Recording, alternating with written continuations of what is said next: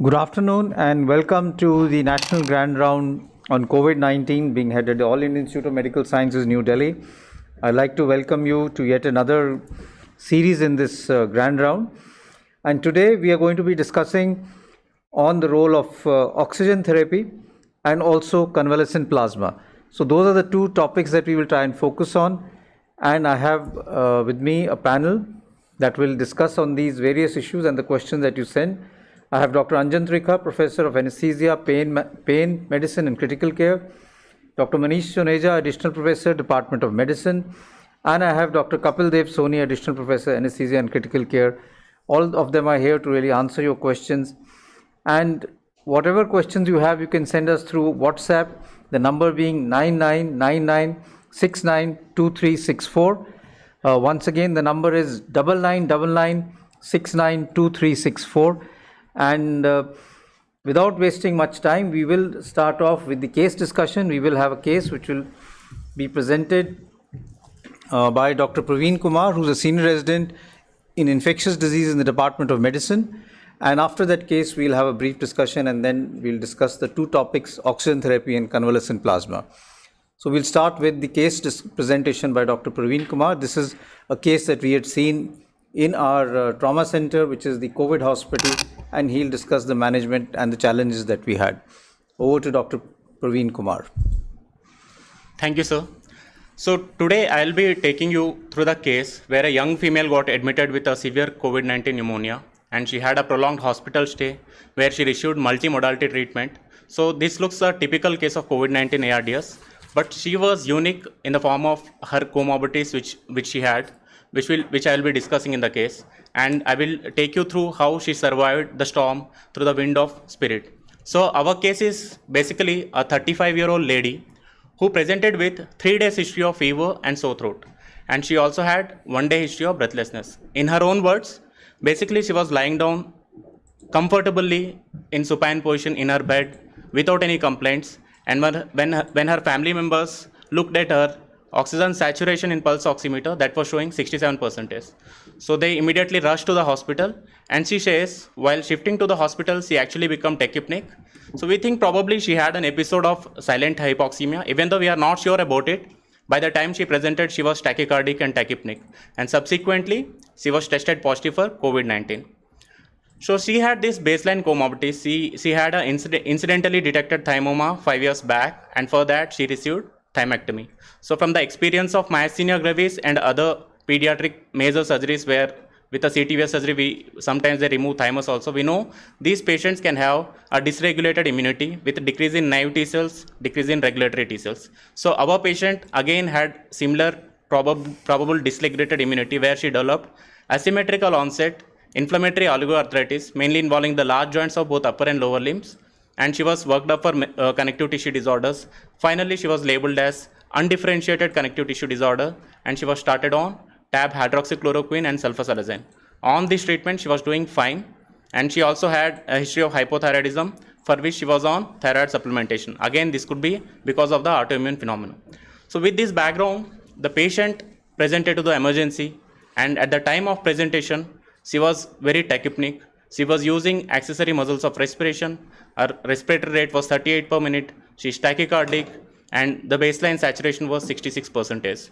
We got an initial ultrasound chest, which was showing bilateral B profile, and the ABG initially was showing a combination of metabolic acidosis and respiratory alkalosis, which we are expecting in the patient because of high work of breathing and tachypnea. So we initially tried to manage her with oxygen mask, but she barely tolerated it. So we have to convert it into non-rebreathing mask, and we started at a flow of 8 liters per minute. On this, her saturation has picked up to 99%. Her respiratory rate came down from 38 to 32 per minute, but still she was tachypneic, and she was using her accessory muscles of respiration. Following NRBM, we got her ABG done, where PaO2 was 102, which was better than the previous one. And we got an initial chest X-ray. You can see there are infiltrates in the subpleural areas and peripheral areas, mainly involving the middle and lower zones, kind of typical of COVID-19. So with this clinical and radiological picture, we finally diagnosed her as severe COVID-19 pneumonia with a background of undifferentiated connective tissue disorders, post-thymectomy status, and hypothyroidism. So on day 1, we gave her oxygen therapy through non-rebreathing mask, and we advised awake proning, and she was doing that according to NIH protocol. We'll be discussing more about awake proning in subsequent presentations. And as per our national guidelines, we started her on injection methylprednisolone 40 mg every 12th hourly, and we also started high dose prophylaxis with enoxaparin to cover any community acquired infections. Also, we started on ceftriaxone, and because the patient was already on hydroxychloroquine for a long time, we started on doxycycline. So on day 2, with this treatment, patient had a clinical worsening. Her work of breathing has increased, her respiratory rate gone up to 35 per minute. So we upgraded the oxygen therapy with high flow nasal cannula with a 60 liter per minute and 100% FaO2. On this, patient had a saturation of 92% and ABG was showing a PaO2 of 70, which was worse than the previous ABG. She also had mild metabolic alkalosis, which could be explained by the steroid she was receiving. On day 2, we continued oxygen therapy with high flow nasal cannula, awake proning, and we continued anti-inflammatory treatment and anticoagulation. And we were able to arrange a convalescent plasma on day 2. Even though she was AB negative blood group, we were able to arrange the convalescent plasma, and we transfused 200 ml of convalescent plasma on day 2. Because she had fever and the TLC was high, at this point of time, because she was already a case of thymectomy and she was receiving steroids, we thought we will escalate the antibiotics. So we made it injection meropenem and teicoplanin as per the dose. So after this, despite of being on HFNC, she was still tachypneic with a respiratory rate of 28 per minute, and her PaO2 dropped from 70 to 62. So on day 3, we were able to give her loading dose of remdesivir, which was continued for subsequent 5 days, and we also gave one more unit of intravenous convalescent plasma of 200 ml. Despite of this treatment, she worsened and her respiratory rate has gone up to 45 per minute, and she had increased work of breathing. So we thought we will escalate the oxygen therapy to NIV, and we gave a PEEP of 8 and initial pressure support of 12. On this, her ABG parameters improved a little bit, the PaO2 gone up to 84, and she had a combination of metabolic acidosis and alkalosis.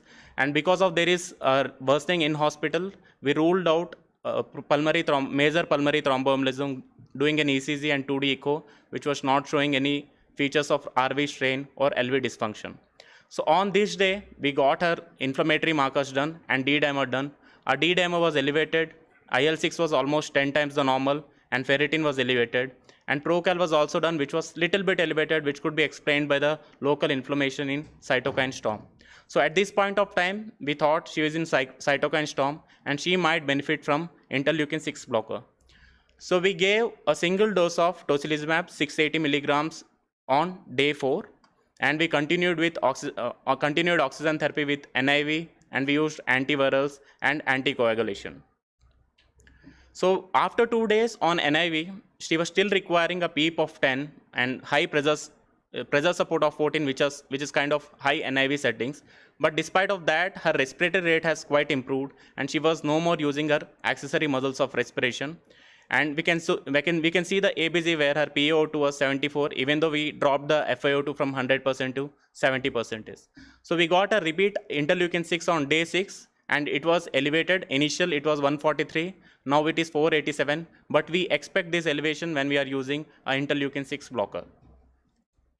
So this is the summary of first 1 week of treatment in hospital. She, at the baseline when she presented, she was very tachypneic. At room air, she was having 67% of saturation. After that, we escalated the oxygen therapy to non-rebreathing mask for 2 days. Despite of that, she worsened. So we escalated it further for high flow nasal cannula, and despite of that, she worsened. Then we finally escalated with NIV, and we gave her some PEEP. After which, at least she stabilized clinically, and at the same time in first 1 week, we treated with a multimodalities. We started with anti-inflammatory agents on day 1 itself. We are able to give antivirals in the form of convalescent plasma and remdesivir on day 2 and day 3. And on day 4, she received a single dose of tocilizumab. So these are the serial X-rays in first 1 week, where we can see the infiltrates which are there bilaterally, mostly peripherally, and middle and lower zones. And there was only bare minimum improvement in radiological picture, and we don't expect the radiological improvement so early anyway. So this is a subsequent course in ICU where on day 9 we were able to stop her steroids and remdesivir, and subsequently her oxygen requirement has came down. From NIV we made it to HFNC, but after this also she required HFNC for prolonged time. On day 15 we are able to come down on FiO2 with HFNC and bring her to face mask. So right now she is on 5 liters of face mask and she is doing fine, not using any accessory muscles of respiration, and her saturations are around 97%. So these are the subsequent X-rays. Even though there was a clinical improvement, there is bare minimum improvement in radiological picture, and this could be because of post-ARDS fibrosis or organizing pneumonia, but this is too early to say that the radiological improvement was not there. So this is the final treatment course whatever she received in hospital. Initially we started on NRBM, subsequently we escalated the oxygen therapy to HFNC NIV, and we bring her back to HFNC, and finally she is on face mask. She received prednisolone for 8 days. She received enoxaparin throughout the course, and she received 2 doses of convalescent plasma, a single dose of tocilizumab on day 4, and 5 days of remdesivir, and we also covered her with broad spectrum antibiotic for 2 weeks with meropenem and teicoplanin. These are the lab values. So initially, because she is a post-thymectomy patient, we looked into the lymphocyte count, but there is no total lymphopenia. The lymphocyte count was 1500, but we are not able to get the subsets of lymphocytes which might be important in this case. As you can see, on day 3 and 4, there are the TLC is quite high, and this is the patient on steroids, and we were planning to give tocilizumab, and she also had a fever spike. So we thought giving empirical antibiotics, and that is the reason why we started on meropenem and teicoplanin, and we continued it for 2 weeks. She also had mild transaminitis. This is the time when she was receiving remdesivir, but once the remdesivir was stopped, the transaminitis got resolved. So in this case, even though she is a young female, and she doesn't have any classical risk factor to develop severe disease, she developed very severe disease very early in the course, and we think that probable underlying autoimmune disorder and post-thymectomy status probably could be a reason for the severe disease in a young female patient. She also had a prolonged hospital course where she required a multimodality treatment. The important thing is, besides the lung, she never had any other end organ failure, and she never had hemodynamic instability. Probably this is the reason why we are able to avoid intubation in this case. And she is one of the rare cases where she tolerated NIV very well throughout the day, and she tolerated the awake proning very well. So one key message from this case is it is all about a good supportive management. For management of COVID-19, the good supportive care is the key, and we have to look at the oxygen like it is a drug, and there is some role for convalescent plasma which will be discussed subsequently, and we use other modalities of treatments including anti-inflammatory drugs, antivirals, and anticoagulation. Thank you. Thank you very much, Dr. Kumar, for this case which highlights the role of oxygen therapy and the various modalities that can be used to give oxygen, and the atypical presentation that this patient had, and of course the role of giving convalescent plasma in these patients for what it is worth. Again, if you have any questions, you can send it through WhatsApp to the number that is coming even at the bottom, 9999692364. A few things that have just come up, and one which I'll ask Dr. Manish Suneja, this is regarding the silent hypoxia or happy hypoxia. Are they the same, and what is the mechanism of happy hypoxia? So these are the patients who are having usually disease course towards the end of first week. Many times patients are not having many symptoms per se. Like this patient didn't complain of much fever. She had very mild fever. She even didn't measure it, and she was having some malaise and fatigue. And she's a doctor herself, and her husband is a doctor. But when they checked the saturation around day 6, 7, 5, 6 of the illness, they noted that she had significant hypoxia. So this is typically being seen in COVID, that patients are presenting with hypoxemia without much of other clinical features. So that's the importance of monitoring these patients very closely, even if they are under home isolation.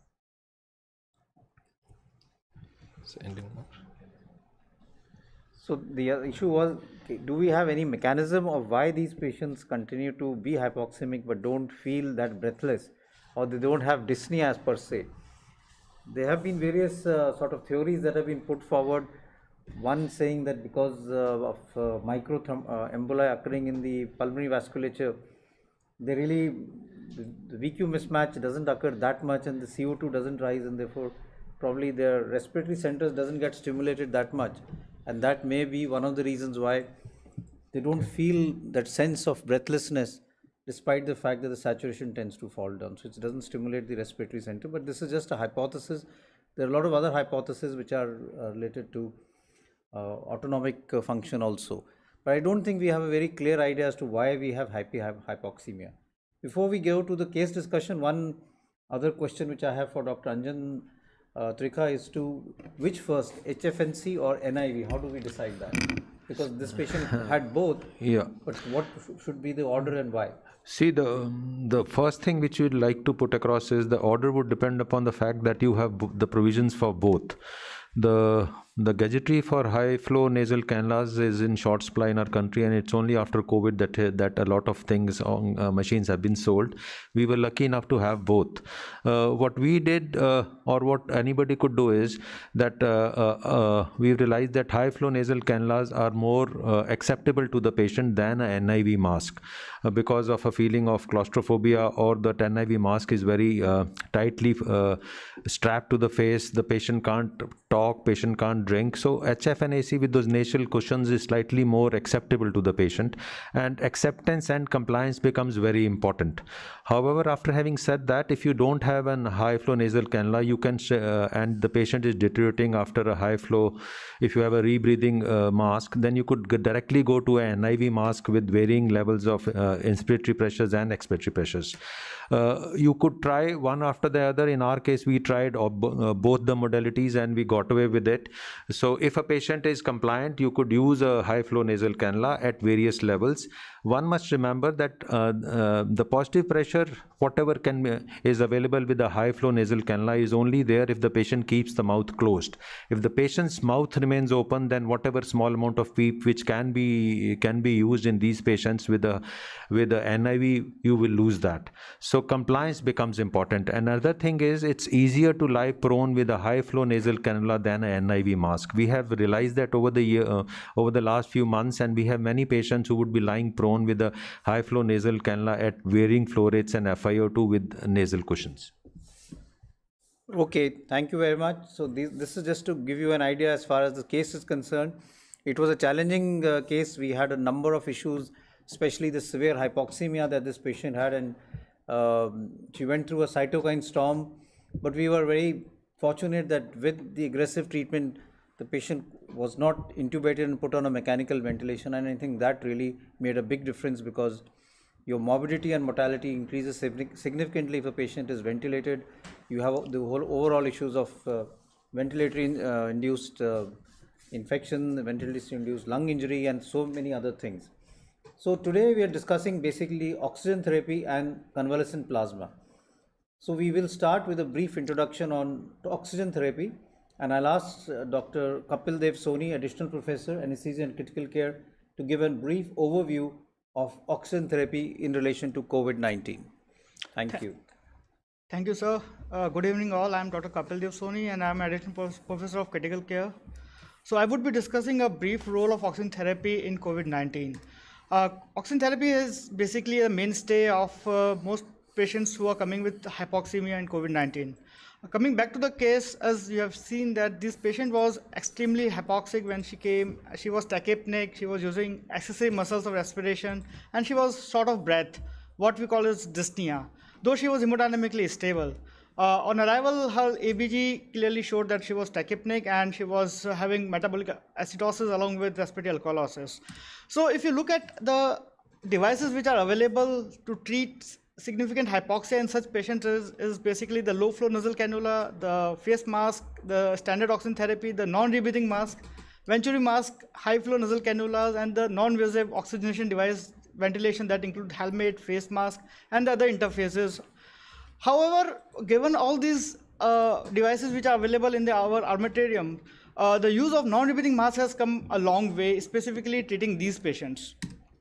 The nasal cannula and the simple face mask, which are basically the mainstay of standard oxygen therapy, they provide very finite range of flow which is required by the patient. If the patient requires very higher flows, then the therapy needs to be escalated so that there's a match between the inspirative flow and the flow which has been delivered by the device. There are certain limitations with these devices, specifically the nasal cannula and the simple face mask. The FiO2 which can be delivered is very finite, from 24 to 44% with the nasal cannula and from 40 to 60% with a simple face mask. Though there is a chances that patient may also have a rebreathing with the carbon dioxide, and that may lead to increased tachypnea and dyspnea in the patient. Acute hypoxemia has got multiple etiologies most of times. Specifically in COVID-19, the pneumonia itself is one of the most common etiology, whereas these patients may also have superimposed bacterial infection leading to bacterial pneumonias, or sometimes if they have cardiac problems, they may also present with cardiogenic pulmonary edema. Other causes could be the COPD exacerbation, pulmonary embolism, pneumothorax, or any aspiration event, specifically if the patient has come with an altered sensorium. COVID-19 pneumonia, bacterial pneumonia, and the cardiogenic pulmonary edema were the most likely cause in our patient. Other pathophysiological mechanisms which has been seen in these patients is basically the ventilation perfusion mismatch, right to left shunt, and the low FiO2, or hypoventilation or diffusion impairment. Given the likelihood of COVID-19 pneumonia in our patient, most likely mechanism was the ventilation perfusion mismatch or the presence of slight amount of right to left shunt. The dyspnea or a shortness of breath is one of the more common presentation with the patient present in the ED or in the hospital. This could be because of sudden lung problem or the infection, pneumonia or COVID-19 pneumonia, or could be exacerbation of chronic lung disease that include the COPD or the congestive heart failure or any cardiac problems. So whomso physicians is actually examining these patients, they should inquire about the duration and the course of dyspnea, and specifically the symptom onset duration, because that signifies the likely cause of the patient in dyspnea. The targets which a physician should look at when you are oxygenating these patients are, if the patient is very severe, the target should be at least SpO2 of more than 90%. If the patient is in moderate category, the 92 to 96% of oxygenation is acceptable. In our patient course, there was a very stormy course, as you have clearly seen that there was a clinical deterioration. The patient was not tolerating face mask oxygenation, and she was continuously desaturating. So we had to upgrade to a non-rebreathing mask and awake positioning of the patient. A non-rebreathing mask has been a big tool in the management of hypoxemia in these patients, and a non-rebreathing mask is available in most of the settings.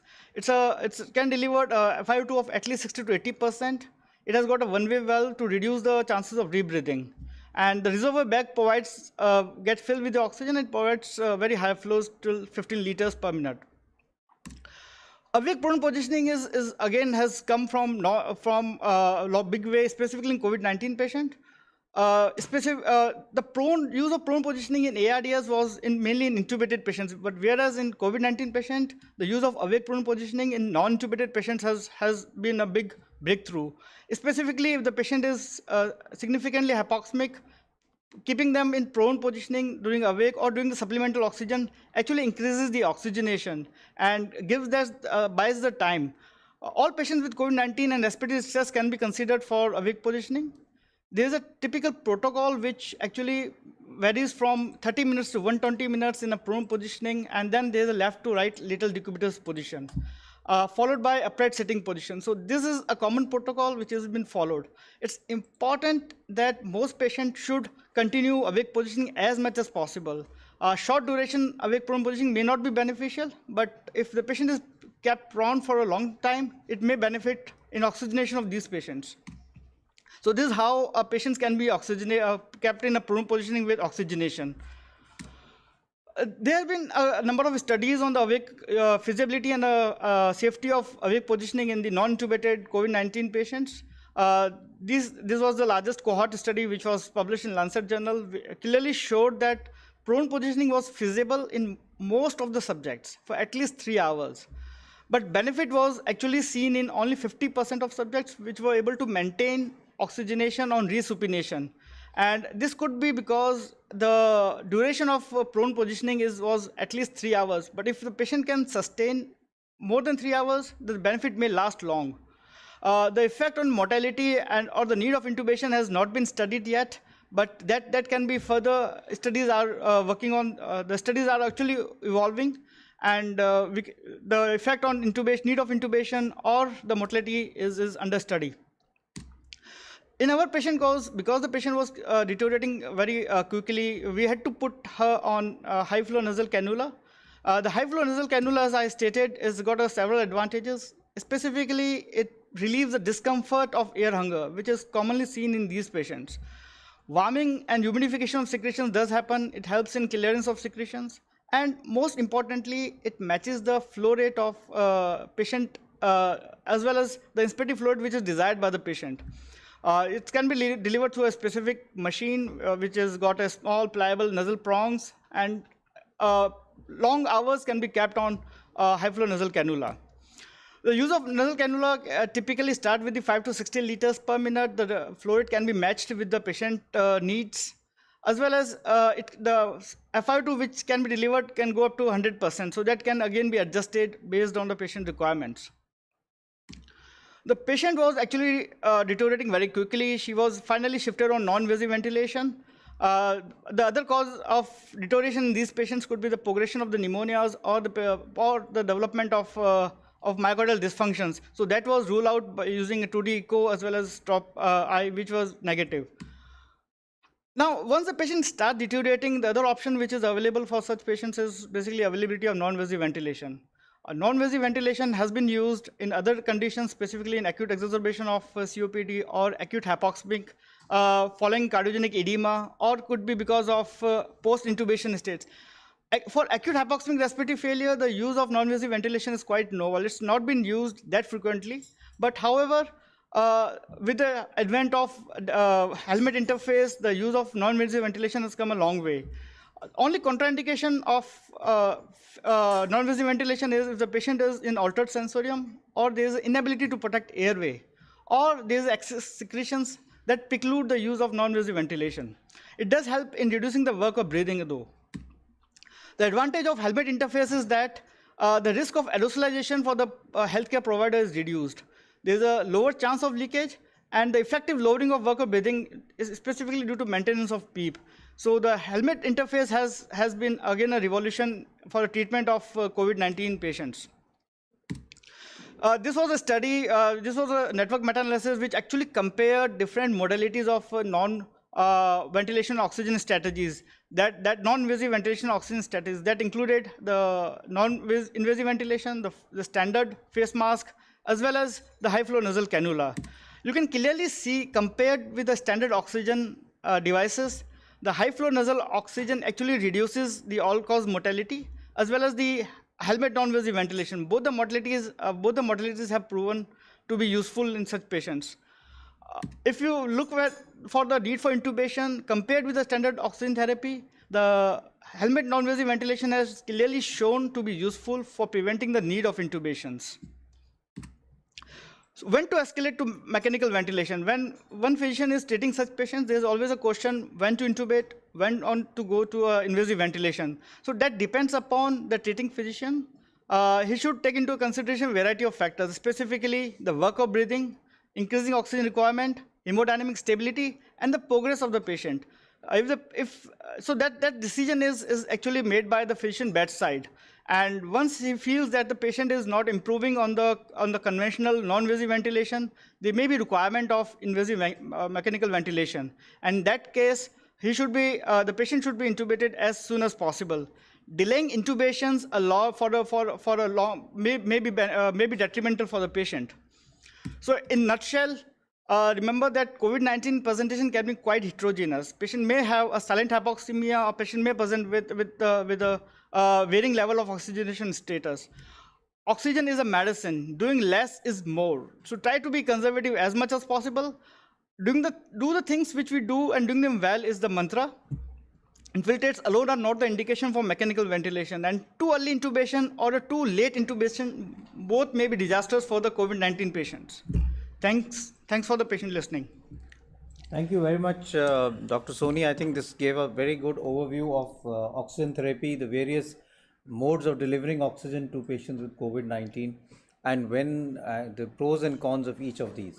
We'll move on to the next talk, which is on convalescent plasma, which will be given by Dr. Manish Suneja, who's additional professor of medicine at the All India Institute of Medical Sciences.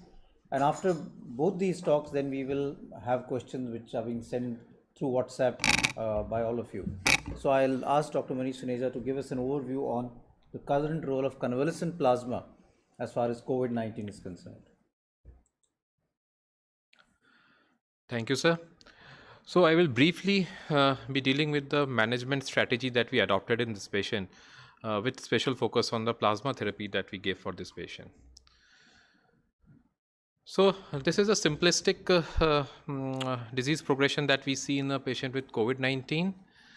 So on the x-axis is the time, on the y is the severity of illness, and this curvy black line is the disease course of a patient. So many of the patients may not go through all the stages.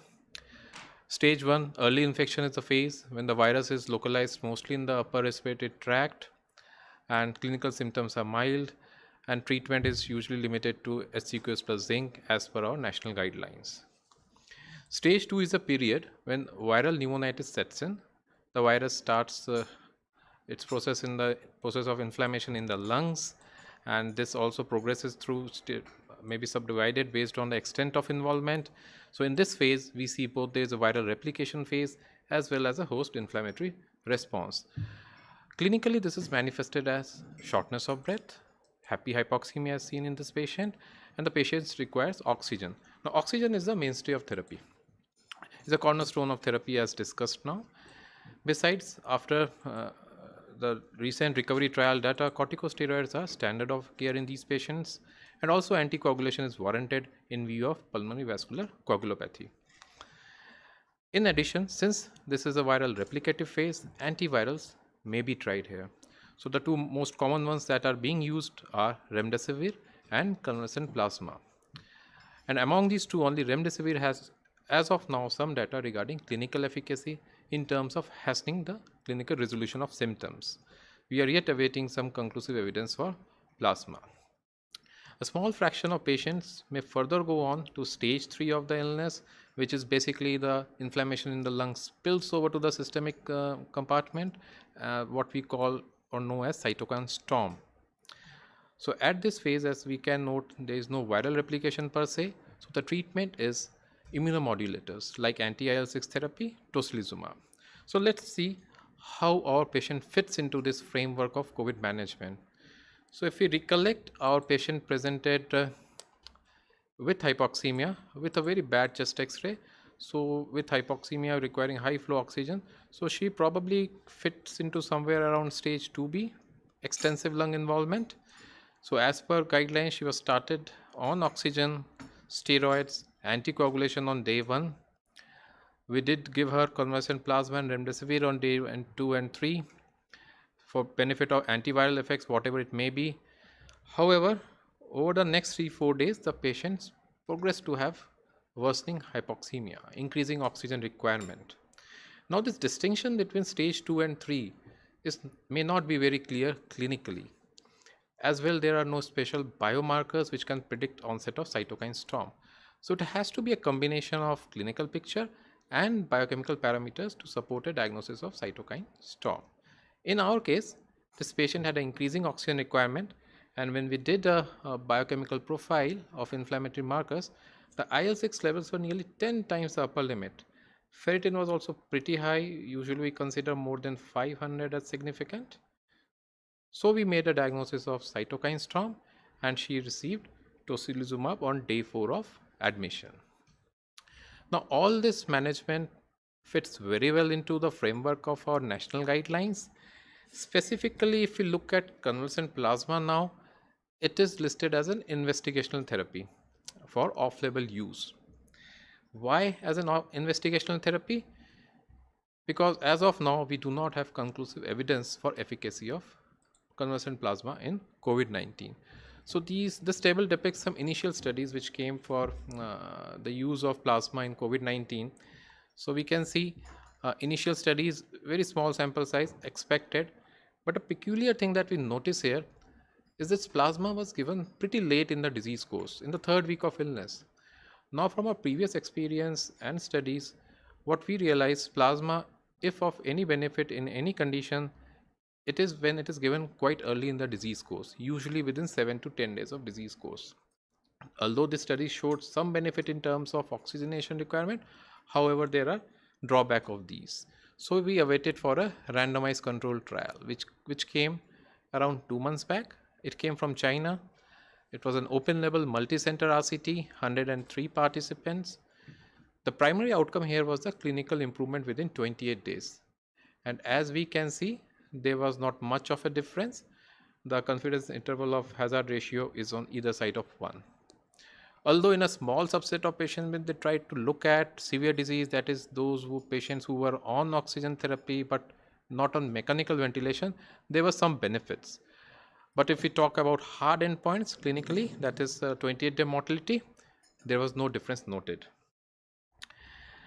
So all these studies have their limitations. In particular, there are confounding factors. These patients obviously get all sorts of treatments, including corticosteroids, antivirals, immunomodulators, to dissect out the effect of plasma, what it had. It is difficult. As well as timing of treatment, as we can just discussed, it is pretty late in these studies. Now, since then, much data has come in. Actually, it is coming in very fast. It's difficult to keep a track of data. So probably a very good site to keep a track on data coming on convalescent plasma is this living systematic review in the Cochrane library.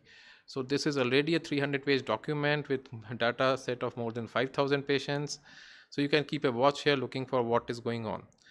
So they have looked at various outcomes, obviously mortality. They also looked at progression to severity, improvement of clinical symptoms. But as of now, there is no benefit in any of the outcomes that has been noted with plasma. So much so for efficacy. There is another issue for safety. Safety wise, we are pretty sure that convalescent plasma is safe. It's a large data set coming from US, 20,000 plus patients, and rate of serious adverse events is less than 1%. So what we have till now holistically is that plasma is safe. Efficacy, we do not have a green signal yet there. So the clinical use has to be very judicious and in the ambit of national guidelines. So coming to plasma therapy, there are a number of conditions that need to be met for a donor eligibility.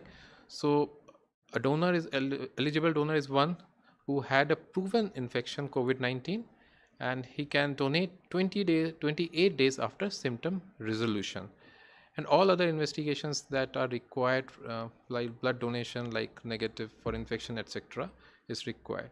A donor can donate again after 2 weeks. However, in addition to these tests, a total serum protein should be more than 6 grams if he is donating again. ABO compatibility also needs to be looked at, and these are the first and second choice for all blood groups. To just our patient was AB negative. So it was not freely available at that time. It is still plasma is scarce in our setting. So it took some time, but in day 2 she got her first dose of plasma. The dose is usually 200 milligrams single dose. However, it may be repeated after a day if the response is suboptimal. So plasma is an investigational therapy. Even if we are using it within the ambit of the national guidelines, we have to be aware of important cons here. So one of them is obviously theoretical possibility of antibody dependent enhancement. So even while giving plasma, we may be increasing the severity of disease. So this also becomes clinically very difficult to monitor or decipher if such an event like ADE has occurred. Further, passive immunity, if we are giving, there is always chances of development of immunity in the recipient decreases, and there is a lack of assays detecting neutralizing antibodies, and obviously a rare risk of transfusion transmitted infections. Coming to Indian experience, what is there is a PLACID trial, ICMR funded multi-center randomized control trial. Results are awaited. Our experience here has been with 30 patients we had randomized. Still data is being collected. Interim analysis we have done, but no clear mortality benefit is seen. So finally, I would like to conclude that convalescent plasma is not a magic bullet. It may be used particularly in early moderate disease. There may be certain characteristic of patients, subset of patients which may benefit from convalescent plasma, but this is still a work in progress. We do not know those characteristics. So till that time we have more data, we have to use convalescent plasma very judiciously and within the ambit of national guidelines. Thank you.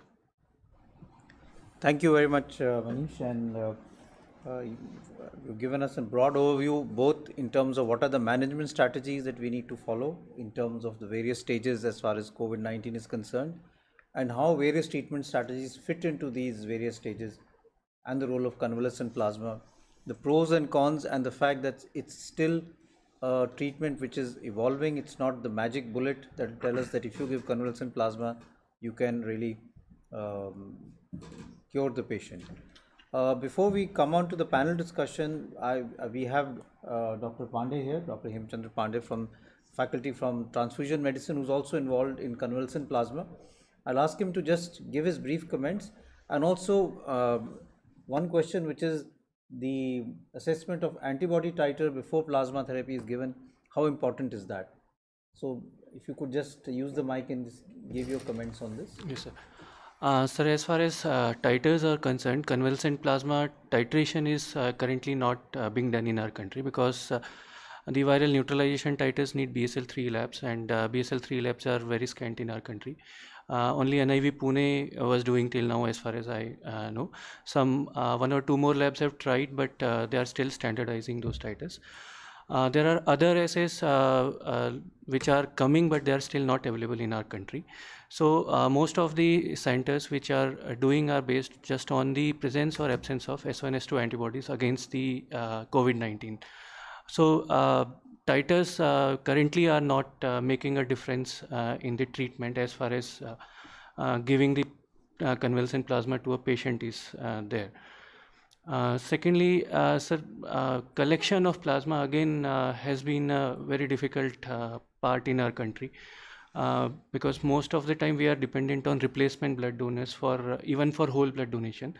And here we are talking about taking plasma from people who have already suffered from the disease, and they are still not out of that mindset that they are ill.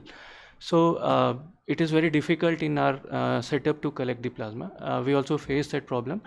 But the government came out with guidelines to collect plasma very fast, and there have been a few states where the plasma collection guidelines have come up. So the process is easier. It is very easy process. However, the donor perceptions and the clinical perceptions have to come out of that illness. So I think okay. Yes, sir. Thank you very much.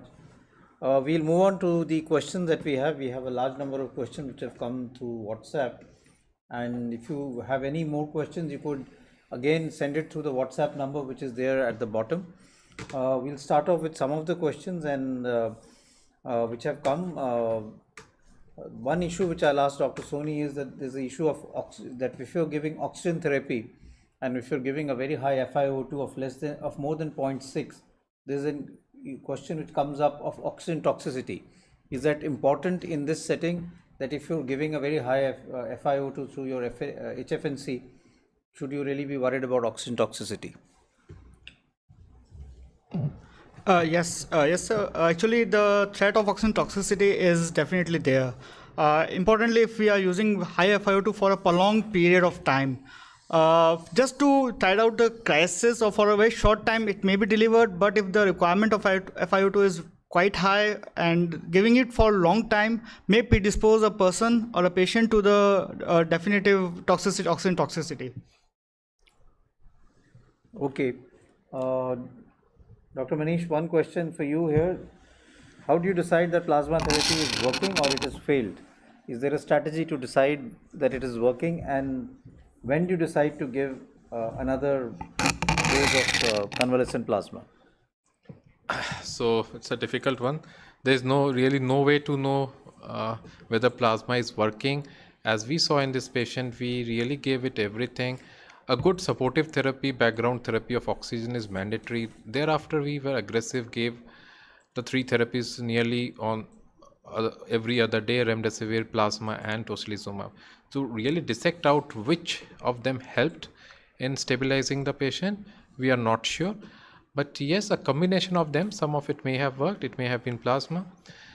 So for plasma, usually we give 1 dose, 200 ml, that is a bag, a point comes for 200 ml, we give that.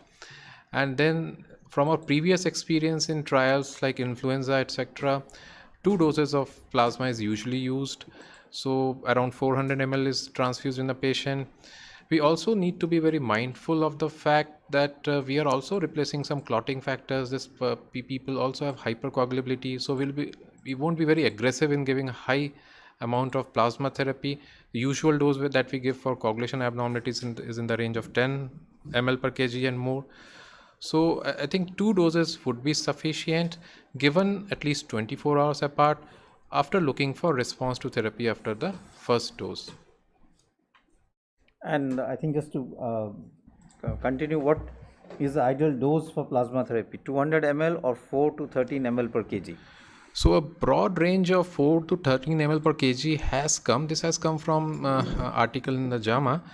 But if we look at our experience, this we have used it in previous diseases also. Whenever it was used in maximum doses of 400 ml. As I just pointed out, there may be some downsides of giving too much of plasma. There may be too much of clotting factors getting replaced in these patients with hypercoagulability, which may be a problem. So usual dose is 400 ml maximum that we go up to. Okay, thank you very much. One question for Dr. Anjan.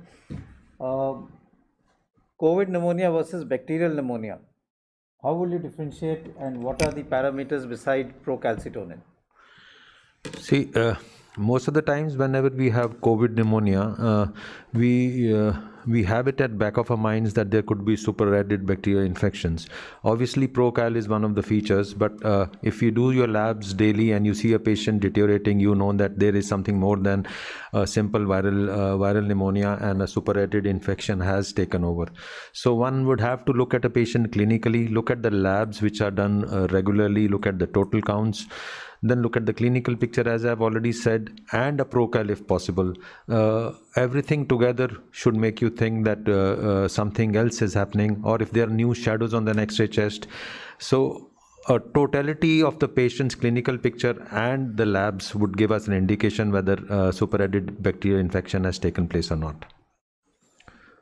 Thank you. I'll have now one question for Dr. Soni, and this is basically, there's a lot of interest in happy hypoxia. So the question is, how do you monitor for happy hypoxemia at home, and what is the role of acetazolamide in happy hypoxemia? Does it have any benefit to improve diaphragmatic contraction? Okay, first of all, I would talk about the role of acetazolamide in COVID-19. Initially, when the COVID-19 infection came, there was not much of certainty about the pathophysiologic mechanisms, how the pneumonia is actually happening. And one of the stipulated or speculated mechanism was that it's very similar to the high altitude pulmonary edema. And the role of acetazolamide actually was repurposed, thinking that both the mechanisms are similar. But now we realize that the mechanisms are different, and acetazolamide per se is not going to help a lot. Though it may help in contraction of a diaphragm, especially if there's a weakness of diaphragm. But in such patients, we haven't seen diaphragmatic weakness that early in the course of disease. Especially if the patient remain ventilated for prolonged time, they may develop diaphragmatic weakness. But as of now, the role of acetazolamide is uncertain in the COVID-19 pneumonia. Second, for monitoring of happy hypoxemia at home, because the patient does not have symptoms of hypoxia, actually he is not dyspneic at home. That's why we call it a happy hypoxia or silent hypoxemia. One need to monitor with the use of pulse oximeter, which are easily available these days at home. And if the patient is having a drop in saturation with any comorbid conditions, he should report to the nearby healthcare facility as soon as possible. Thank you. Thank you very much. Manish, one more question for you, and I think this is important, although your diagram showed it very well, but there has been a lot of challenges in treatment that one comes across, especially when it comes to sequence. And some physicians still want to know what should be the sequence. Should you start tocilizumab, remdesivir, or plasma? In which order and when? I think you have already shown that, but since it's a very important question, because we've seen physicians who started TCZ on day one and or have this theory that hit hard, and therefore why don't we give all of them in the first few days, that let's give plasma, remdesivir, steroids, anticoagulants and tocilizumab early rather than late. So the reason why we have this sequence that you showed in your the diagram that you had, and when and what is the importance of giving these drugs at a particular point in time in the stages of COVID-19? So it's important when we are using these drugs, it is important to keep the framework that we just saw in mind. So we are talking about stage 2 of the disease, that is moderate COVID. Whatever benefit, and there is viral replication going on.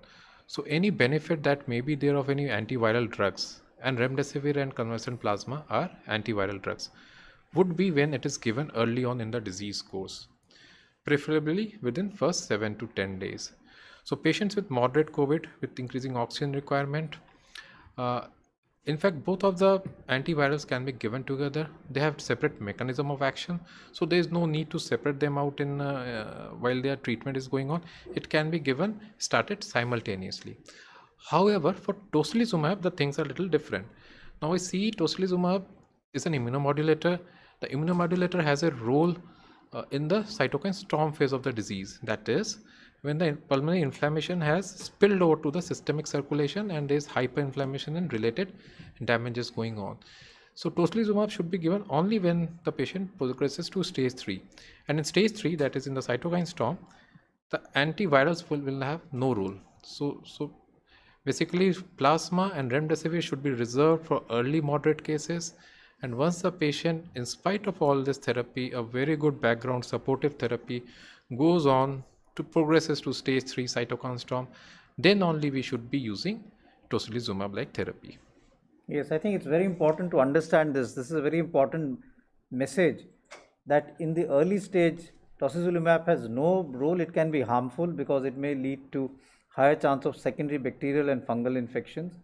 And therefore, in that stage, when you have patient who has moderate disease or going to severe disease, you have to look at your treatment strategy of remdesivir, steroids, and of course oxygen therapy, where like we said, oxygen is a drug, and you can look at convalescent plasma.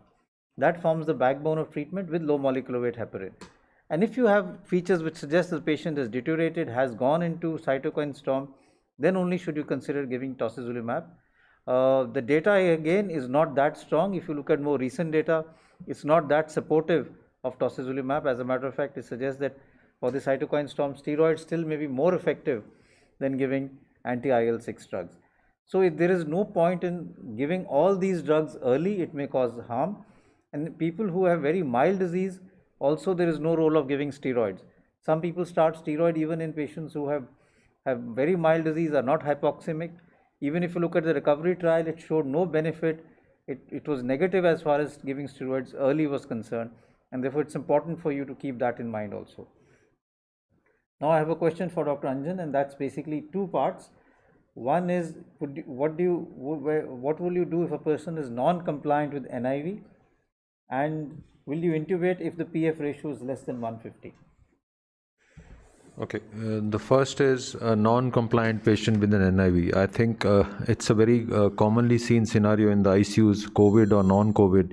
It is just that one has to be a bit persistent, and if again the patient is non-compliant, you don't have a choice. It's always better in an ICU setting to have a planned intubation than to have a non-planned intubation. So I would personally try to talk to the patient repeatedly again and again, maybe a bit at times a bit harsh, maybe, if you call that. But then if a patient is totally non-compliant, NIV is not possible. You could give another interface to a patient. Maybe a patient is non-compliant to a face mask because of a feeling of claustrophobia. Try a nasal mask, try a full face mask, or a helmet for that matter. But if nothing can be used, then you don't have a choice, but you need to intubate. Coming to the PF ratio of less than 150, yes, these numbers are mentioned in the literature. You could use a PF ratio number to intubate or not to intubate, but just remember one thing, that you must monitor the patient clinically and then only proceed. One should never be treating the patients by the numbers. One should treat the patient on a clinical picture and take the help of the numbers. This is a standard thing, that if the PF ratio goes less than 50, do this. If it is less than 100, do this. A number of 150 is a number where you could be on either side. So if a patient is comfortable, is compliant, you have a PF ratio of 150, and you can monitor the patient, you can wait a bit longer. Yes, thank you very much. Two other questions which I'll quickly answer, because I don't think they have any role. What is the role of methylene blue and montelukast in treatment and management of cytokine storm? Both drugs have not shown to have any benefit and really have no role as far as treatment of COVID-19 is concerned. There's one question which I'll ask Manish, which is basically a little away from the topic that we're discussing today, that what is the treatment for mild cases? Ivermectin, doxycycline, hydroxychloroquine, or multivitamins? Or should we really treat patients who have mild disease or in your stage 1? So what is the treatment that you would advocate there? So our guidelines have recommended hydroxychloroquine and multivitamins. So though we do not have sufficient data still, but still evolving, the role of various drugs in this group of patients has not been evaluated fully. Currently, our national guidelines advises us to use hydroxychloroquine with zinc in the mild patients who have risk factors for severe disease. So not all patients of mild are to be given HCQS. It is only those patients with mild disease who have risk factors for severe disease who are likely to benefit more if an antiviral therapy like hydroxychloroquine is given. So that is a small subgroup that we should be targeting and treating with hydroxychloroquine and zinc. Ivermectin per se has no role. In vitro studies, what they suggest is it is effective against the virus, but the concentrations required for achieving that effectiveness is way too high. It's 50 times the concentration that we usually dose our patients, and at maximum 120 mg per day has been tried ivermectin in humans, and beyond that dose there are possibilities of neurotoxicity. So really at such low doses of 12 mg per day, what effectiveness it will have is really not clear. So data is not there really to use ivermectin. Thank you very much. So I think we still don't have enough data as far as any of these drugs is concerned in mild cases, and that is why, although there are a lot of physicians all over the country trying different combinations, ivermectin doxycycline combination, hydroxychloroquine with azithromycin, or other combinations of multivitamins, high dose vitamin C, zinc, we really don't have evidence to suggest that any of them makes a big difference, and we know that a large number of these patients will improve on their own. Monitoring them is very important so that they don't go on from stage 1 to stage 2, and you can intervene early rather than they coming rather late in the course of disease. One question which I'll ask Dr. Anjan is, can cylinders be modified to provide high flow? Because some people feel that can they use high flow oxygen at home using a cylinder? Okay, the first thing is that high flow oxygen at home is a big no. Once we are using high flow oxygen, we know that the patient has deteriorated from a simple nasal cannula or a mask, so one should not think about it. The other issue is whether you can have some kind of a contraption where you could use cylinders to give high flow nasal oxygen. If you know, the cylinders are labeled by their alphabets, and the larger ones are F, G and H. The H type, which is a jumbo cylinder, would have about 6,900 odd liters of oxygen, and the G1 would have about 3,400 or 3,500 liters of oxygen. So one doesn't need a lot of mathematical equation to find out that these kind of flows which we need with high flow nasal cannulas, and even if you have a contraption to give it through a pressurized cylinder, it won't last you long. The maximum oxygen flow rate which you get out of a flow meter attached to a bigger cylinder is about 15 liters a minute. So if anybody decides to use use it with a contraption which is locally made, it is a big no. One is it's a local made contraption. The other is you will need to frequently replace oxygen cylinders. There are certain hospitals or a smaller in smaller cities or places where they have a manifold room which runs totally on oxygen. That kind of a thing is different. But if you use a cylinder which is H type and you have a contraption to give you 40 liters of oxygen from that, you will need to replace it very soon, very often, and it is not advisable. Thank you. There are two questions which I'll ask Manish because they are related to plasma. What is the best time for plasma, early versus late? So when should you consider plasma therapy? You already mentioned it, but you can reiterate that. And can plasma itself lead to cytokine storm? Okay. So the first question, when is to be given? It is early moderate, that is the stage 2 of the disease. So basically oxygen requirement is there, and if we go by protocols, research protocols that ICMR has done, it is basically in the range where the PF ratio is between 200 and 300, and this occurs early in the stage 2 of the disease. So viral pneumonitis phase requiring oxygen, that is the time when one thinks of plasma therapy, has to take all the pros and cons into picture and then plan it accordingly. Whether it can lead to cytokine storm, like as we discussed, there are many cons to plasma therapy. There may be many downsides of plasma therapy.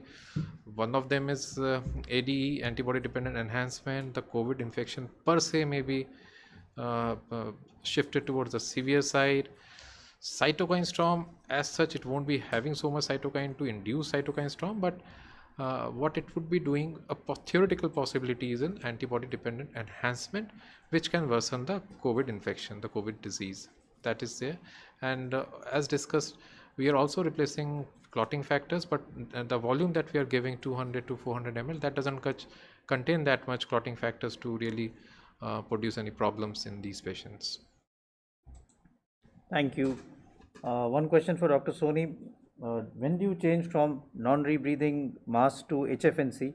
What level of oxygen flow would you consider changing from one delivery system to the other? So it depends upon the work of breathing and the patient demand of flows. Sometimes patient's work of breathing is increased and the demand is more, then we need to switch over from low flow devices to high flow devices. That means the high flow nasal cannula. So it totally depends upon the work of breathing and also the requirement of high FiO2s. If the patient, along with increased work of breathing, does require a little bit of high FiO2 for a short term crisis, then that can be done with the high flow nasal cannula. So these are the two important conditions, specifically if there's increased work of breathing and increased demand for inspiratory flow. Thank you. One question which has come, which I think Anjan can answer because this is something we've discussed in our morning meetings frequently. Do CKD patients on dialysis take longer time for viral clearance and what should we do? I think this is a problem which we face, and even today we would have about 20 patients who would be of CKD in our COVID center, and they are not being discharged, though they are perfectly fine walking around. It's been an irony that the private setup, the various institutions who are doing dialysis, they are not really welcoming people who are COVID positive to do dialysis for them, who are on maintenance dialysis. So we have had a thought about this. We decided that we could discharge patients if they have a negative COVID report with them. We have realized that these CKD patients may take about 20 days, 24 days or 28 days even. We have one patient who was positive till about 30 days before we could discharge him. So we are stuck up. We do not discharge our patients who have a negative report, primarily because if they go for a dialysis anywhere else, they insist that they must be carrying a negative report of a COVID virus before they can have a dialysis in a smaller place or a private place. So I think we've got stuck here. We can't help it. So at our place, we are having 3 dialysis machines in the COVID center, so we are able to do that. But you would have to wait before you discharge them, or you could have a dedicated center in your city which takes care of COVID positive CKD patients. That could be an alternative. Thank you. 2 questions I'll ask which are different but to Manish. One is, will you continue no molecular weight heparin if the patient has hemoptysis? And secondly, can we give remdesivir early, that is when a patient has happy hypoxia? Okay, low molecular weight heparin. So obviously it is a trade-off giving an anticoagulation in an actively bleeding patient. It will depend upon the individual patient risk factors, the cause of hemoptysis, what was the amount of hemoptysis. So we frequently face this situation when there is some bleeding going on, and obviously it's significant bleeding. We will have to withhold low molecular weight heparin, and in particular we usually follow the HAS-BLED criteria to look for the chances of bleeding, the risk of bleeding if the patient is in such a dicey situation, and the score is more than 2, we would avoid or decrease the dose of low molecular weight heparin. The second one was on remdesivir. Yes, happy hypoxemia means the patient is in viral pneumonitis phase. He is already into stage 2 of the illness. He is a moderate disease, maybe early moderate, and that is a right time for any antiviral agent, be it remdesivir, be it convalescent plasma, to be tried upon. Yes, thank you. I think the data that we have based on the trials has used remdesivir more in severe cases and in moderate to severe cases. But as has been mentioned, when you're looking at as an antiviral drug, it would make sense to give it in patients who have hypoxemia. And therefore, it's usually useful on the 5th to 7th day if you have hypoxemia and possibly infiltrates occurring on the chest X-ray. It may be worthwhile then to consider remdesivir, because at that point in time, if you can decrease the viral load, you may therefore prevent the progression of disease. But the guidelines have used it predominantly in patients with moderate to severe disease who have a PaO2 of usually a saturation of less than 94 on room air and bilateral shadows, ground glass, peripheral shadows on the X-ray. But there is a lot of questions being asked that can we use it a little earlier because it is an antiviral drug. I think we need more data for it, but not having data doesn't mean that it cannot be used or it may be harmful, but we need to have more studies as far as that is concerned.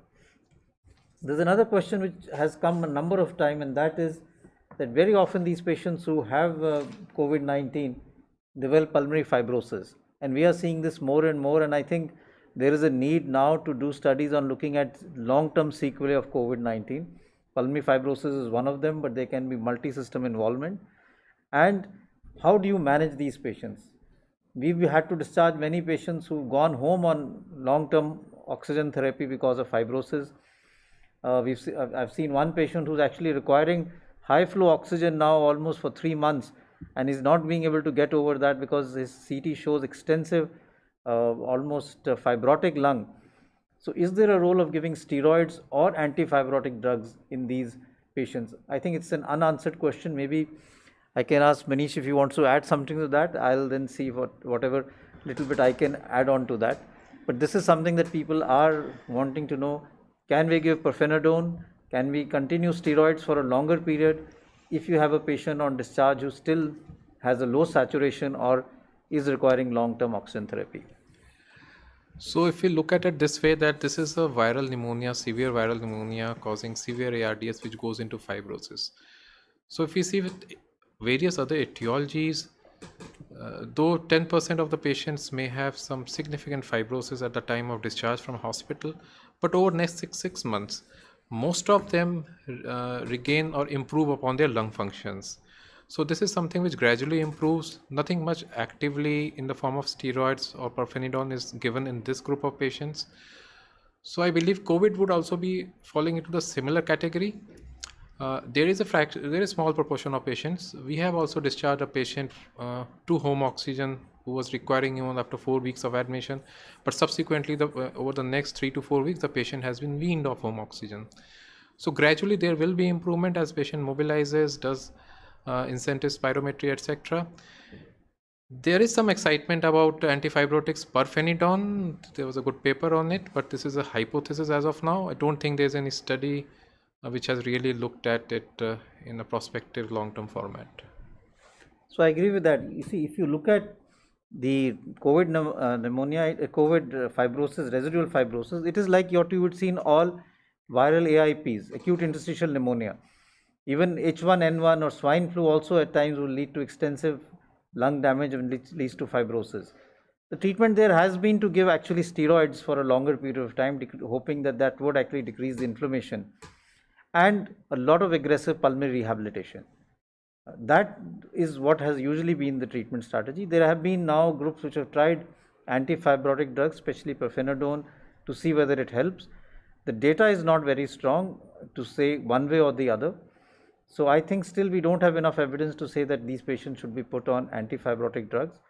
We may continue steroids and may taper them over the next 4 to 6 weeks, but oxygen, good rehabilitation usually helps in decreasing the need for oxygen, and some patients will come out of it, but there will be some who will have end stage lung disease, and then your treatment option actually is limited to only thinking of a lung transplant. So those are the challenges that we have as far as these patients are concerned. One question that I'll ask Dr. Soni: role of hemodialysis and cytosorb during a cytokine storm. So, role of cytosorb or hemodialysis is specifically for removing the inflammatory cytokines has been actually questionable. Reason being, we don't only remove the harmful cytokines, it also removes the protective cytokines, and the utility or the benefit effect is yet to be seen specifically in COVID-19 patients. So I think it's still not really an established modality. I do know that some centers in patients who are very sick and either on a very high FiO2 of mechanical ventilation or even on ECMO, it has been tried, but the data is not very strong. One question for Manish: the role of favipiravir. That's something which keeps coming in each meeting. So what is your take on this antiviral drug? So favipiravir has generated considerable interest after a single publication that was there in an engineering journal, and this was basically a 2-arm study where favipiravir was compared with lopinavir ritonavir in mild cases. So, and there was no concrete hard endpoints, the benefit any which would really enthuse us to use it more widely. Yes, there are ongoing studies, and we are really looking forward to results of those studies before we can be really confident using this molecule in patients with mild illness as of now. So I think we still need more data. We don't have enough data as far as favipiravir is concerned. Whatever data is available is very soft data. The studies are also not very well done, and as I mentioned, one of them is in an engineering journal, and there are flaws in the study design itself. So favipiravir came in for actually influenza, for H1N1, has also been used for Ebola, but I don't think we have enough evidence to say that it is will make a huge difference as far as mild patients of COVID-19 are concerned. One question for Dr. Anjan: what is your IV fluid strategy that you would use for these patients, especially the one that was presented, and is there a role of giving vitamin and magnesium in cytokine storm? Okay, we all know that all these patients would be on a drier kind of IV fluid therapy. We don't want them to be overloaded, so we tend to keep them a bit dry, and that should be a standard practice which we follow. The other thing was that the other part was about magnesium, multivitamins, magnesium, zinc. We all know that for all COVID-related infections, zinc and vitamin C has become a household name. So, though there is not enough data to support them, similarly at our place we would be more than happy to do magnesium levels. They are available, and if we find them to be low, we try to replace magnesium. We don't use magnesium as a standard protocol in these group of patients. So use of multivitamin in patients who are in ICU, who would be on a ventilator or on oxygen devices. Again, most of the centers would use some multivitamins, which we also do at times, but there is no data to prove that if a patient is tolerating enteral fluids, is tolerating enteral fluids which has everything possible in it, any vitamin C, extra vitamin C or zinc is going to improve the outcome of these patients. Okay, thank you very much. There's one question which actually was covered, but maybe I can ask Dr. Soni just to elaborate upon that. That is the protocol for awake proning that is being used. Can we just explain that again? So if you could do that. So the protocol is basically from NIH protocol. It states that if the patient is fully alert, conscious, and able to cooperate, he should be advised proning position for at least 30 to 120 minutes, followed by 30 to 120 minutes in left lateral decubitors and the right lateral decubitors, and then the supine position. So this is the protocol. The more the hours the patient remains on a prone position, better for the patient oxygenation. In fact, the study clearly showed that on resupination, 50% of patients were able to maintain the oxygenation benefit. However, if the benefit lasts for only an hour or so, we need to think about awake prone position to tide over the crisis of hypoxemia. Oh. Thank you very much. Anjan, one more question, that is there a role of giving anticoagulants at the time of discharge? Okay, that again, this question has been discussed many times during our webinars all over the country, and there was a group of people who thought that we could discharge these patients once they have gone up from a severe disease, from an ICU to an SDU and a ward, and then we discharge them off on some anticoagulants. We have some research going on in our own setup where some group of people are trying out various things, but as a protocol, as a thumb rule, there is no evidence at the present time that we should discharge these patients on any kind of oral anticoagulants. The only place where you could do that was these patients were already on anticoagulants because of a morbid condition when they got admitted, and they were altered or changed, and once they are being discharged, they are stabilized, they should go back on whatever they were on. So that will be a small subgroup of patients. But generally for COVID pneumonias, severe disease, who were on, let's say, Clexane or any kind of low molecular weight heparin during the acute stage, and once they have come out of it and they are fit to be discharged, as a protocol we don't use them, and there are no studies which support this.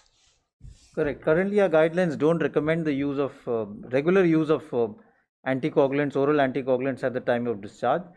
There are centers in the US which will do a risk assessment at the time of discharge, and as was mentioned, if you have a high risk of thromboembolic event in terms of obesity, being more bedridden or other factors, then they would give oral anticoagulants for 4 to 6 weeks. We are not routinely doing that, but you could take a risk assessment of a patient at discharge. A small number of patients may therefore benefit from giving oral anticoagulants at discharge, but it should not be a routine policy as far as this is concerned. One question for Manish: is there any role of N-acetylcysteine and fenofibrate as far as COVID-19 is concerned? Okay, so N-acetylcysteine has again elicited much of interest, and this comes from previous studies which was done in influenza. So it was given over 6 months to see. So it has been shown to have, in one study only, some benefit in terms of disease severity.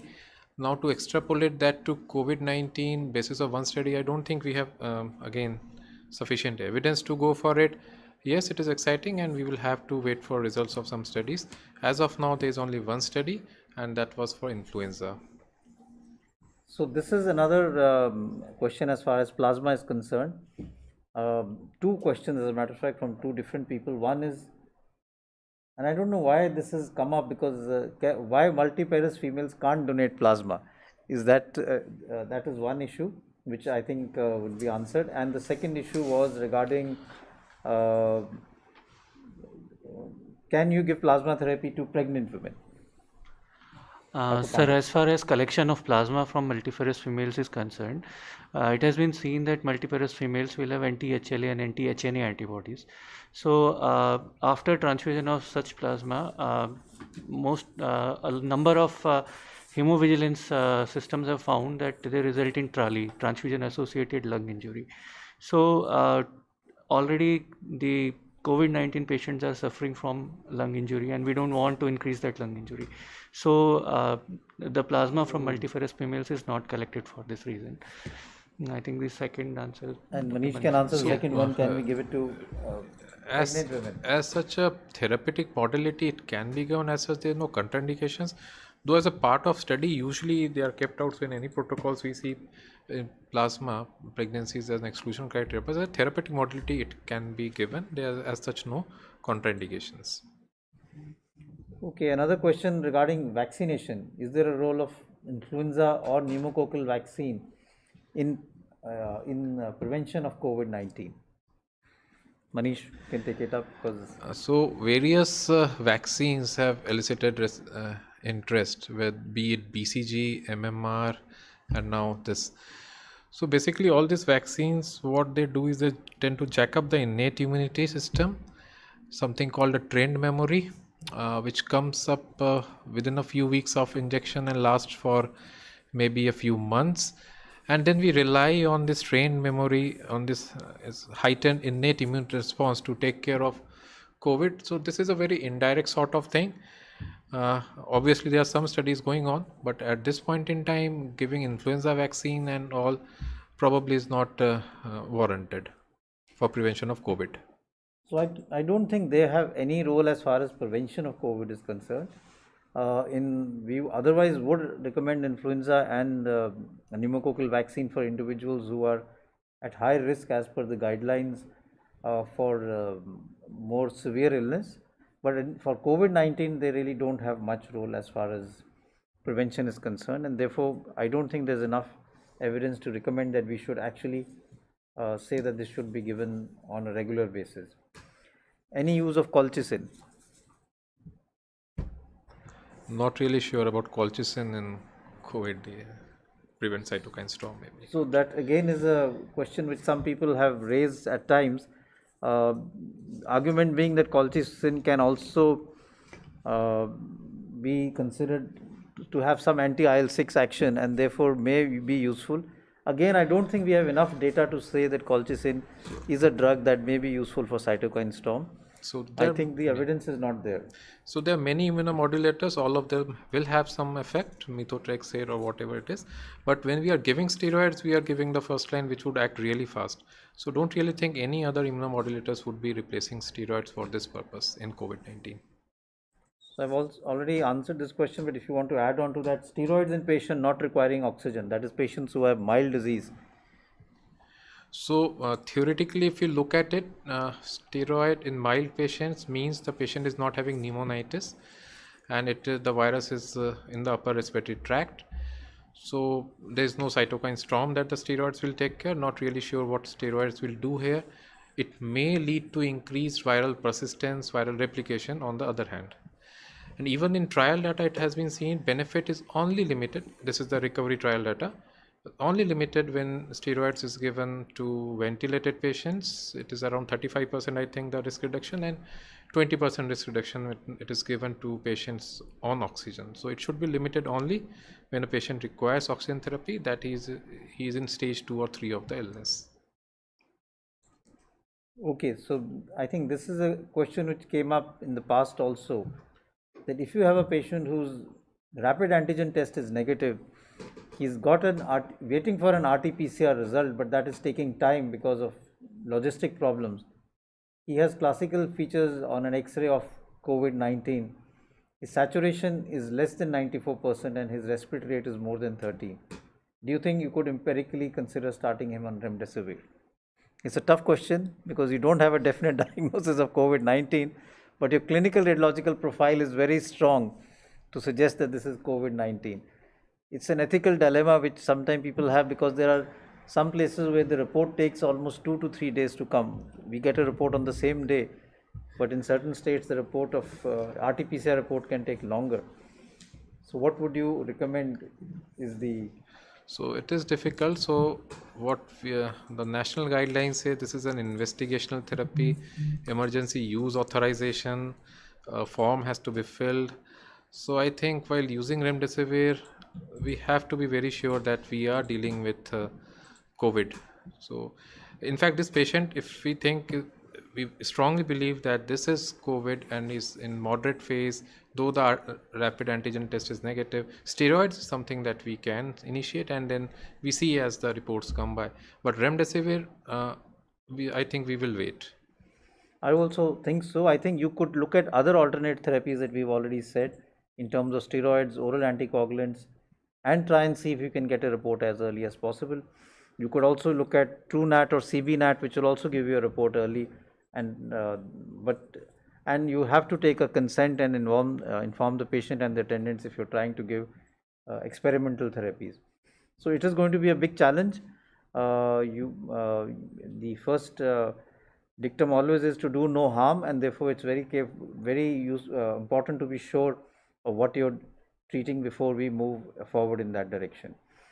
Anjan, we're now coming to the last part. One question that is there is, how often do you see thrombocytopenia in patients whom you give tocilizumab or remdesivir? Okay, the first thing is we've also seen thrombocytopenia as such, and this has become a concern for us because when these term parturients come to us for cesareans, then thrombocytopenia is an issue because of need to give a neuraxial block. I distinctly remember in the last 3 months or 4 months that we've had this problem. We had to give some platelets before an elective cesarean to at least 2 of such patients. Then we come to the other part of the question. We have seen thrombocytopenia, or not exactly thrombocytopenia, a platelet count which has gone down from the pre-medication count, though we have not had any need of giving platelets just because we use remdesivir or tocilizumab. So the disease per se could have low platelets, but so far we have not need to give platelets to these group of patients, but it is distinctly possible. Okay, and Manish, difference between dexamethasone and methylprednisolone, and which would you choose? So dexamethasone, yes, it is a longer lasting effect. So basically it is a trade-off. So dexamethasone will have a longer lasting effect. Its action of the immune suppression will be longer. So the chances are that it will take care of the cytokine storm, but if the effect lasts longer, there are chances of secondary infections as well. So which is not there with methylprednisolone. So either one can be used, though it's a personal preference. Methylprednisolone is something we are using more commonly. Okay, thank you very much. Dr. Soni, what is the role of ulinistatin in cytokine storm? So the role of ulinistatin in cytokine storm is again doubtful because we haven't seen the data which is strongly supportive the use of ulinistatin in cytokine storm. Definitely requires more studies to be conducted to be sure of whether drug is actually efficacious and safe to give in cytokine storm. So I don't think it has any role right now, and therefore something that we are not promoting at all. We've almost come to the end of our time, and we have some questions which are basically on mechanical ventilation, role of permissive hypercapnia, role of ECMO. We will discuss this in our next meeting because that is on mechanical ventilation on next when we have the next round. Before I wind up, I'm going to ask all the panelists, starting from Dr. Anjan Trikha, what is the take-home message that he'd like to give as far as today's grand round is concerned to the audience? Well, the only message is that oxygen has a very important role to play. We should be able to give oxygen at the right time, at the right flow rates, and monitor the patient. Thank you, Dr. Soni. So remember, the oxygen is a medicine, it's a drug. It needs to be titrated according to the need of the patient, and don't be in haste of putting the patients on invasive mechanical ventilation either too early or too late as well in the course of a disease. So my take would be convalescent plasma is not a magic bullet. So patients have to be very judiciously chosen for this form of antiviral therapy. Thank you very much. I think the two important messages here are that when we're looking at these two forms of treatment, oxygen therapy and convalescent plasma, oxygen therapy is something which is the hallmark, or I would say the backbone of treatment. And if we can do it properly, as was shown in this case, you can get away and may not have to ventilate the patient, and that will have an overall effect as far as morbidity and mortality is concerned. So the focus on adequate oxygenation should be very high, and we should try all measures or all delivery systems which are available to be able to provide oxygen therapy. And there is definitely a role of conscious proning. At the same time, when you look at convalescent plasma, it's still a treatment which is experimental, although there is some small studies which show that it may be beneficial. The larger study of about 103 patients in JAMA did not really show a mortality benefit, and the subgroup analysis that has been done at AIIMS also didn't tend to show a mortality benefit. It may still be useful, has a role in the early stage rather than late, but I don't think we have enough evidence to say that it is the magic bullet and will make a dramatic difference. So the take-home message would be to focus on oxygen. Plasma may be useful, but it's not something which is going to make a difference. And of course, proper management in terms of doing the right things at the right time, as per what was shown in the flow chart, is very, very important. If we jump the gun and start things early, we may be causing more harm than good. So starting steroids in mild cases may not be useful. Starting tocilizumab in moderate cases when there is no cytokine storm may cause more harm. And these are the important things that we need to keep in mind when we're managing these patients. So I think these are the important messages. I'd like to also thank Dr. Kumar for an excellent case that he presented, and Dr. Pandey for his inputs as far as the plasma therapy and from the transfusion medicine department is concerned. So hopefully this has been very useful for all the audience that logged on and heard the national grand round of today, and hopefully we shall come back on next Wednesday. So we'll plan that out and put that out because next Wednesday may be a holiday. Okay, and the plan is that next time we will discuss mechanical ventilation as far as COVID-19 is concerned. So thank you, and please do send your feedback either through the WhatsApp or through messages on YouTube. Continue to improve as far as the national grand rounds are concerned. Thank you very much. Thank you.